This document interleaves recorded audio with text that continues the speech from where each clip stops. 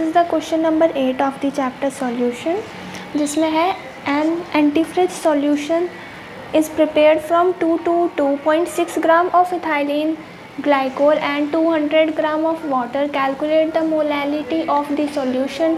If the density of solution is 1.072 gram per ml, then what shall be the molarity of the solution? Fine. तो इस question में दो चीज़ पूछी है, molality and molarity.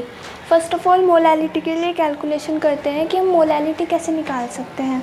ठीक है, तो आंसर मोलैलिटी का फॉर्मूला होता है number of moles of solute divide by mass of solvent in KG.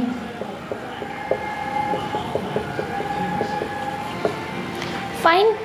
सो यहाँ पे हमें number of mole of solute निकालने होंगे पहले, क्योंकि मास ऑफ सॉल्वेंट तो हमारे पास गिवन है 200 ग्राम, पर हमें यहाँ पे कन्वर्ट करना पड़ेगा ये। ठीक है, तो हम निकाल लेते हैं number of moles of solute. Then solute क्या हो जाएगा यहाँ पे, इथाइलिन ग्लाइकोल। तो जैसे number of mole of ethylene glycol, इसका गिवन मास कितना है 2.6 डिवाइड बाय, इसका आप मॉलिक्यूलर मास कैलकुलेट कर सकते हो। जैसे कार्बन का एक एटम का 12 होता है, 2 है तो यहाँ पे 2 हो जाएगा। सो 12 × 2 + 6 मल्टीप्लाई बाय 1 + 16 × 2।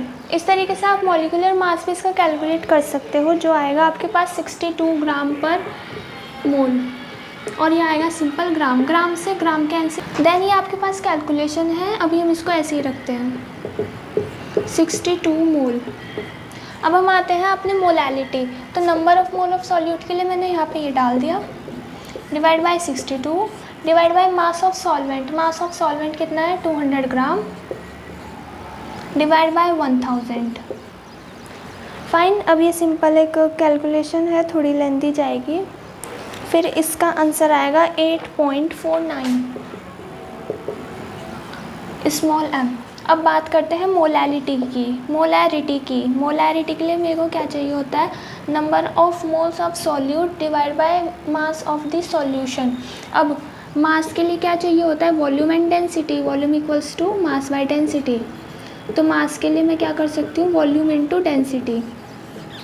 वॉल्यूम कितना गिवन है, वॉल्यूम एक्चुअली में गिवन नहीं है, हमें वॉल्यूम ही निकालना है। तो मेरे पास मास और डेंसिटी होनी चाहिए। मास मेरे पास टोटल सॉल्यूशन का कितना हो जाएगा, 2 to 2.6 + 200, तो ये आ जाएगा इतना ग्राम मास हो जाएगा, और डेंसिटी हमारे पास इतनी गिवन थी, तो ये आ जाएगा mass is 4 to 2.6 divide by density is this much, ये आ जाएगा ml में। ठीक है, इसको डिवाइड कर देंगे 1000 से, कन्वर्ट करने के लिए इसको लीटर में जब आप कैलकुलेशन करोगे तो ये आ जाएगा देन 0.39 लीटर। फाइन। अब मोलैलिटी करते हैं। इसके लिए मेरे को number of moles of solute चाहिए होंगे, जो कि ये होंगे। तो 2 to 2.6 divide by 62 divide by mass of, sorry यहाँ पे चाहिए मेरे पास volume of solution in litre, तो वो ये हो जाएगा। फाइन। ये फिर से एक कैलकुलेशन है जो थोड़ी लेंथी जाएगी, और इसका आंसर आ जाएगा 9.10 m। यहाँ पे डिफरेंस होता है, अगर मोलैलिटी हो तो हम स्मॉल m का यूज़ करते हैं, मोलैरिटी होती है तो बिग M का यूज़ करते हैं।